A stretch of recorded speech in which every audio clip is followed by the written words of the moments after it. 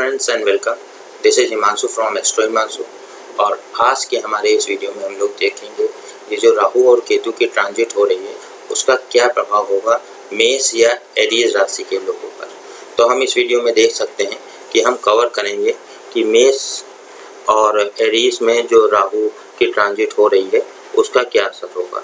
हम इस स्लाइड में देख सकते हैं कि जो राहु और केतु हैं वो एरीज या मेष वालों के राहु 4th हाउस में और केतु 10th हाउस में ट्रांजिट कर रहा है। तो इस वीडियो में हम लोग देखेंगे कि क्या प्रभाव होगा राहु के 4th हाउस में जाने से और क्या होगा प्रभाव केतु के इनके 10th हाउस में जाने से। इसके अलावा हम लोगों ने इन जनरल राहु और केतु का मकर और कर्क राशि में क्या इफेक्ट होता है पहले वीडियो अपलोड कर दिए हैं, वो आपने देखे भी होंगे। और आज हम लोग एक राशि के हिसाब से शुरुआत करते हैं। सबसे पहले एरीज या मेष राशि के बारे में आज का वीडियो रहेगा। अगला वीडियो जो अपलोड होगा उसमें टॉरस या वृषभ, फिर मिथुन या जेमिनी, इसी प्रकार क्रम से हम लोग इसको अपलोड करते हुए चलेंगे। तो चलिए शुरुआत करते हैं एरीज या मेष वालों के लिए। तो जैसा कि हमने यहाँ पर देखा कि एरीज या मेष वालों के लिए राहु 4th हाउस में ट्रांजिट कर रहा है और केतु 10th हाउस में। इसके अलावा हम लोग देख सकते हैं कि ये जो ट्रांजिट हो रही है ये अगस्त 2017 से मार्च 2019 तक रहेगी और राहु इस दौरान 4th हाउस में रहेगा इनके और केतु इनके 10th हाउस में रहेगा। तो इस प्रकार सबसे पहले हम लोग राहु जो 4th हाउस में रहेगा उसका क्या असर रहेगा मेष वालों के ऊपर उससे शुरुआत करते हैं। फिर उसके बाद हम लोग जाएंगे तो केतु का 10th हाउस में क्या प्रभाव होगा इसको एनालाइज करेंगे। तो चलिए फर्स्ट पार्ट देख लेते हैं। तो यहाँ पर जैसे हम देख सकते हैं कि चौथे घर में राहु एक खुशहाल और सुखी घर का जीवन देता है और परिवार के साथ सौहार्दपूर्ण संबंध बनाता है। पिता या शादीशुदा साथी एक प्रमुख पद पर आ सकते हैं। इस ट्रांजिट में राहु शादी के लिए अनुकूल है। ये शारीरिक और साथ ही मानसिक दृष्टिकोण से अच्छी आनुवंशिकता का भी संकेत है। तो जैसे कि पहला पॉइंट हम लोगों ने कहा कि ये जो राहु की ट्रांजिट है 4th हाउस में अनुकूल है, खास तौर से डोमेस्टिक या पारिवारिक सुखों के लिए। इसके अलावा फादर किसी के या उसके पार्टनर हस्बैंड या वाइफ वो एक अच्छी पोजीशन पर या उनका प्रमोशन हो सकता है। इसके अलावा हम लोगों ने जो देखा वो ये है कि इस ट्रांजिट में शादी के लिए भी अनुकूल है और साथ ही शारीरिक और मानसिक दृष्टिकोण से अच्छी आनुवंशिकता का भी संकेत है। आनुवंशिकता मतलब इनहेरिटेंस, अच्छा इनहेरिट भी कर सकते हैं इस दौरान अपनी फैमिली से, खास तौर से माता पिता, फादर, ग्रैंडफादर, इस प्रकार से। उसके अलावा हम लोग देखें तो चौथा घर व्यक्ति की गहरी छिपी गहराई का प्रतिनिधित्व करता है। यही कारण है कि यह आत्मा की शक्तियों का प्रतिनिधित्व करता है। गहराई में हम क्या करते हैं जो हम हमेशा सतह पर दिखाई नहीं देते हैं। अपने आप की गहराई में भीतर की शक्तियों को जारी किया जाना चाहिए या उनको निकाल के बाहर लाना चाहिए। तो यहाँ पर 4th हाउस में जो ट्रांजिट हो रही है, जैसा कि हम यहाँ चार्ट में भी देख सकते हैं कि राहु जो है इनके 4th हाउस में है, ये देखिए। तो 4th हाउस जो होता है इनर हार्ट या एक तरह से पोषण का होता है, एक तरह से केयर का होता है, इनर फीलिंग्स का होता है। तो यहाँ पर ज़रूरी होता है कि वो जो इनर फीलिंग्स हैं आपके अंदर की वो बाहर निकल के आए इस 4th राहु में। 4th राहु का यहाँ पे यही चैलेंज है। कई लोग को अपनी इनर फीलिंग निकालने में कठिनाइयाँ आ सकती हैं, तो हम इसका उपाय भी लेके आए हैं कि क्या करें ताकि आप इस राहु की ट्रांजिट, खास तौर से जिनके में राहु केतु की महादशा या अंतरदशा लगी है या जिस ग्रह की लगी हुई है अंतरदशा या महादशा, वो उस वक्त उसकी दशा वो राहु के साथ क्लोजली कंजक्ट या अपोजिशन में है या उस पर दृष्टि पड़ रही है। तो यहाँ पर हम देख सकते हैं कि चौथे घर में जो व्यक्ति के अंदर की छिपी गहराई है उसको बाहर निकालना है। ये आत्मा की शक्तियों का भी प्रतिनिधित्व करता है, सोल पावर भी है। गहराई में हम क्या जानते हैं जो हमेशा सतह पर दिखाई नहीं देता है, अपने आप की गहराई भीतर की या अंदर की शक्तियों को जारी किया जाना चाहिए या बाहर निकालना चाहिए। तो कई बार जो हमारा नेचुरल सेल्फ है और जो हमारे अंदर की फीलिंग है इनसाइड, उसमें एक अंतर रहता है। तो यहाँ 4th हाउस राहु की ट्रांजिट उन्हीं अंदर की फीलिंग्स को निकालने के लिए मेष राशि वालों के लिए उपयुक्त है। तो इसमें हम क्या कर सकते हैं, यहाँ पे आप इसका उपाय यही है कि अपने जीवन को बच्चों, रिश्तेदारों और प्रियजनों को समर्पित करें, या हीलिंग व्यवसाय यानी कि जो कि होता है मेडिकल से रिलेटेड, नर्सिंग यानी केयर करना, खाना पकाने यानी कि फूड से रिलेटेड, खान पान, सराय की देखभाल यानी कि इन या धर्मशाला, या किसी घरेलू उन्मुख नौकरी में अच्छा प्रदर्शन करने से आपकी ये फीलिंग जो है इनर, ये बाहर निकल सकती है। क्योंकि 4th हाउस जो होता है वो केयर का होता है और यह मून का स्वाभाविक होता है। 4 नंबर भी है, इस बार तो राहु जिसमें जा रहा है और आपके तो 4th हाउस में ही आ रहा है। तो अगर आप इन सब उपायों पे एक बार फिर से नज़र डाल लें, अपने जीवन के परिवार, बच्चों, रिश्तेदारों और प्रियजनों को समर्पित करें, और या इसके अलावा आप जो मेडिकल से रिलेटेड व्यवसाय या इस तरह के कार्य भी कर सकते हैं, नर्सिंग, खाना से फूड्स रिलेटेड, और होटल या रेस्टोरेंट रिलेटेड, या कोई भी प्रकार की नौकरी जिसमें घरेलू केयर का रिजल्ट हो या इफेक्ट हो। तो इस प्रकार आपके अंदर की फीलिंग भी निकल के आएंगी।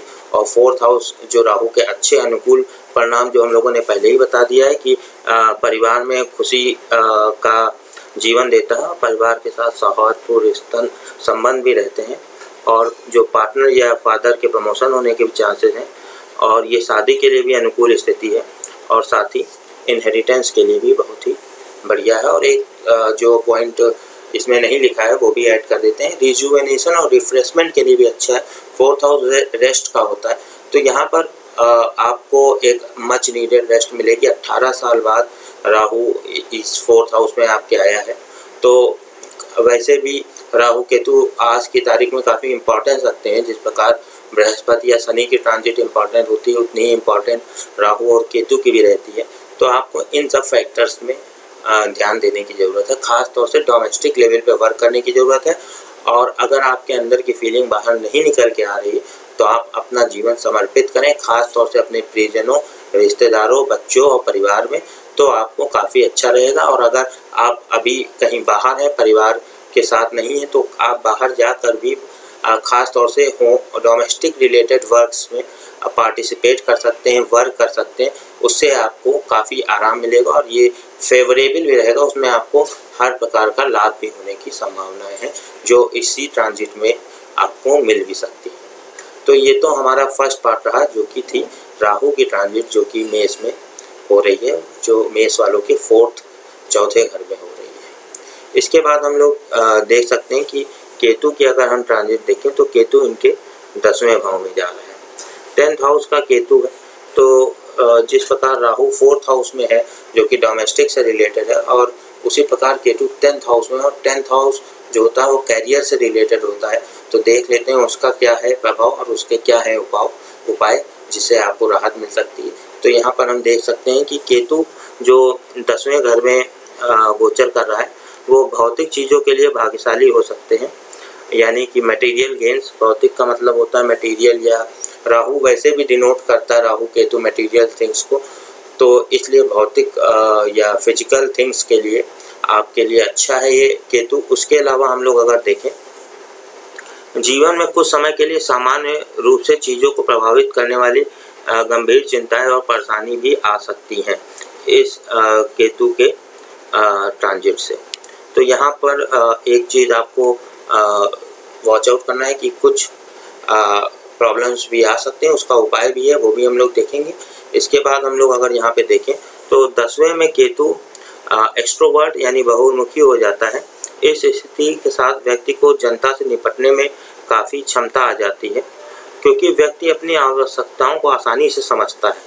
व्यक्ति यहाँ पर अच्छी तरह आप जो केतु की दशा अंतर्दशा में है या उनके में स्ट्रांगली बैठा है केतु, तो वो अपनी जनता को यानी पब्लिक डीलिंग उनके अंदर पब्लिक मैनेजमेंट अच्छा आ जाएगा, क्योंकि वो जान रहे हैं कि उनको पब्लिक से क्या चाहिए और क्या कार्य करवा सकते हैं। इसके अलावा अगर हम लोग देखें तो ये 10वीं में चंद्रमा के ही समान होता है। 10वां जब 10th हाउस में ट्रांजिट करता है चंद्रमा, और या 10th हाउस में जिनके बर्थ चार्ट में होता है चंद्रमा, तो वो काफ़ी अच्छी पोजीशन होती है। 10th हाउस मोस्ट पावरफुल केंद्र होता है। तो यहाँ पे केतु अगर 10th हाउस में आपके जा रहा है तो एक प्रकार से अच्छा है। इसके अलावा हम लोग यहाँ पर देख सकते हैं कि लेकिन सार्वजनिक मामलों में सहज प्रतिभा के साथ मिलाकर जनता की प्रशंसा की आंतरिक आवश्यकता के कारण वो व्यक्तिगत आधार पर संबंधित होने के लिए समय नहीं लेता है। यहाँ पर क्या होता है कि जब व्यक्ति अपने व्यक्तिगत पर्सनल पॉइंट ऑफ व्यू से ये जो जनता में वो जो मैनेजमेंट कर सकते हैं अपने पर्सनल इंटरेस्ट के कारण उसमें ज़्यादा पार्ट नहीं ले पाते हैं। तो यहाँ पर आपको मैनेजमेंट पब्लिक का अच्छा कर सकते हैं, पर आपका वो उसमें इंटरेस्ट नहीं रहता है। तो यहाँ पे अगर आप इंटरेस्ट अपना बना सकते हैं तो आप एक अच्छा पब्लिक से रिलेटेड, मासेस से रिलेटेड गेन्स आपको मिल रहे हैं। इसके अलावा अगर हम लोग देखें तो यहाँ पर ये भी है, ये व्यवसाय के संबंध में निराश और असंतोष ला सकता है, जिसके कारण कई बदलाव भी हो सकते हैं। खास तौर से ये मेन कैरियर के लिए नहीं, अगर आपका कोई साइड बिजनेस है या साइड रिलेटेड वर्क है तो उसमें एक प्रकार का कुछ वोकेशंस जिसे बोलते हैं, एक्स्ट्रा वर्क, तो वहाँ पे कुछ आपको प्रॉब्लम्स आ सकती हैं 10th हाउस में केतु के आने से। तो उसका लिए आपको तैयार रहना पड़ सकता है ताकि आप उन प्रॉब्लम्स को सॉर्ट आउट करें। तो ये तो रहा केतु जो 10th हाउस में चल रहा है। तो उसमें हम लोगों ने यही देखा कि व्यक्ति को एक प्रकार से एक्सट्रोवर्ट हो जाता है, और इसके अलावा लोगों से डील करने की उसके अंदर एक क्षमता विकसित हो जाती है, और ये एक भाग्यशाली है भौतिक चीज़ों के लिए। उसके अलावा हम लोगों ने ये भी देखा कि व्यक्ति अपने इंटरेस्ट के कारण केवल वो जो पब्लिक को हैंडल करने की उसकी जो क्षमता है उसमें वो ज़्यादा इंटरेस्ट नहीं देता, ज़्यादा ध्यान नहीं देता। इसी चक्कर में वो उसमें आगे प्रोग्रेस नहीं कर सकता। तो अगर आप अपने इंटरेस्ट के साथ समझौता करते हैं या उधर ध्यान लगाने की कोशिश करते हैं तो आपको अच्छे रिजल्ट निकल के आएंगे। और ख़ास तौर से हमने ये भी बताया कि जॉब से रिलेटेड कुछ चुनौतियाँ आ सकती हैं, उसके अलावा कुछ समस्याएं भी आ सकती हैं जो सामान्य चीज़ों से सामान्य समस्याएं भी आ सकती हैं। जैसे हमने ये पॉइंट बताया था, कुछ समय के लिए है, समान रूप से चीज़ों को प्रभावित करने वाली गंभीर चिंताएं और परेशानियां आ सकती हैं। तो इसके लिए हम लोग अगर जो कैरियर से रिलेटेड अगर आपका डिस्टर्बेंस हो रहा है, किसी प्रकार की प्रॉब्लम आ रही है, तो इसका उपाय यही है। हम लोग उपाय की तरफ भी बढ़ते हैं। उपाय यही है कि आध्यात्मिक में करियर में किसी भी आध्यात्मिक गतिविधि को शामिल किया जाना चाहिए जो सामान्य व्यक्ति की चेतना को जन्म देती है। आध्यात्मिक या प्राकृतिक चिकित्सा तकनीक में एक अलग प्रतिभा होती है। तो आप नेचुरल थिंग्स या अध्यात्म या स्पिरिचुअलिटी से रिलेटेड किसी भी एक पार्ट को अगर अपने करियर में इंक्लूड कर लेते हैं तो वो आपको ये जो केतु की जो ट्रबल्स हैं वो कम हो जाएगा। क्योंकि जैसे हमने बताया राहु केतु मटेरियल्स से मटेरियलिस्टिक गेन्स और मटेरियल्स से रिलेटेड प्लैनेट है, भौतिक सुख और सुविधाओं या माया से रिलेटेड प्लैनेट है। तो राहु का इसमें पार्ट ज़्यादा आता है इन सब चीज़ों में जो, और केतु का स्पिरिचुअलिटी से रिलेटेड है। तो यहाँ पे केतु की एक डिमांड है कि 10th हाउस में आपके स्पिरिचुअलिटी वाला एलिमेंट आना चाहिए। अगर आप उसको नहीं शामिल करते हैं तो आपको केतु की समस्याएं झेलनी पड़ सकती हैं। तो अगर आप किसी भी प्रकार की स्पिरिचुअलिटी जैसे कि एक प्रकार से योगा हो गया या एक प्रकार से म्यूजिक हो गई, रिलीजियस सॉन्ग हो गए, स्पिरिचुअल सॉन्ग्स हो गए, मेडिटेशन हो गया, तो इसको अगर आप करियर में शामिल कर लेते हैं, जिस स्तर पे भी हैं आप उस स्तर पे स्वयं के लिए, या और भी आपको अगर कोई उसमें सहयोग देता है या नहीं भी देता तो आप स्वयं के लिए भी ये कर सकते हैं, तो आपको काफ़ी राहत और लाभ मिलता हुआ दिख रहा है। तो ये तो रहा हमारा राहु और केतु की ट्रांजिट मेष या एरीज वालों के लिए और उसके उपाय। अगला वीडियो हम लोग टॉरस और वृषभ के लिए बहुत शीघ्र लेकर आएंगे, और हमें उम्मीद है ये वीडियो आपको पसंद आया होगा। आप वीडियो को लाइक करिए, चैनल को सब्सक्राइब करिए, और आप अपनी कुंडली मेरे द्वारा दिखवा भी सकते हैं। नीचे आ रही जानकारी के माध्यम से मुझसे संपर्क कर सकते हैं और अपना बर्थ डिटेल्स दे के सारी पेमेंट डिटेल्स आ रही हैं, फीवर, पेपैल, पेटीएम, यूपीआई सब अवेलेबल है, आप उसके माध्यम से संपर्क कर सकते हैं। So thank you for watching and have a good time. Thanks.